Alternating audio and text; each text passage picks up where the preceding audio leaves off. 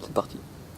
À l'occasion de la manifestation Paris-Plage, l'association post-universitaire de perfectionnement du pneumologue a demandé à plusieurs pneumologues de venir parler de pollution atmosphérique. Pour quelles raisons?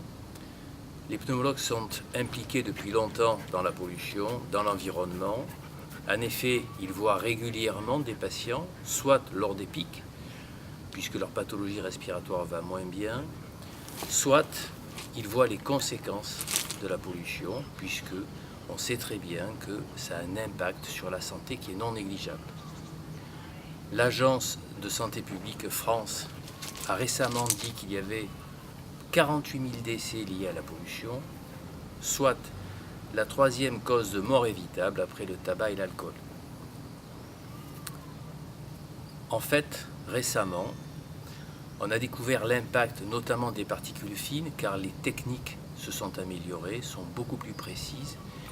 Et en fait, ces particules coninales vont dans les bronches, dans les alvéoles, passent la barrière alvéolo-capillaire, passent dans le sang, et ont donc un impact non seulement sur notre système respiratoire, mais sur l'ensemble de l'organisme, et notamment sur le système cardiovasculaire.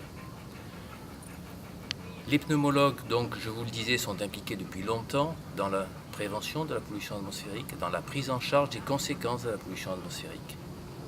Si vous avez des questions, posez-les à votre pneumologue, il saura vous répondre.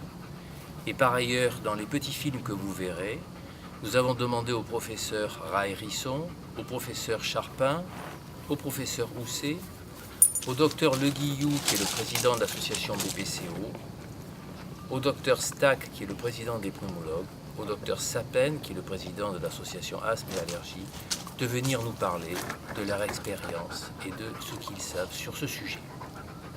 Bon.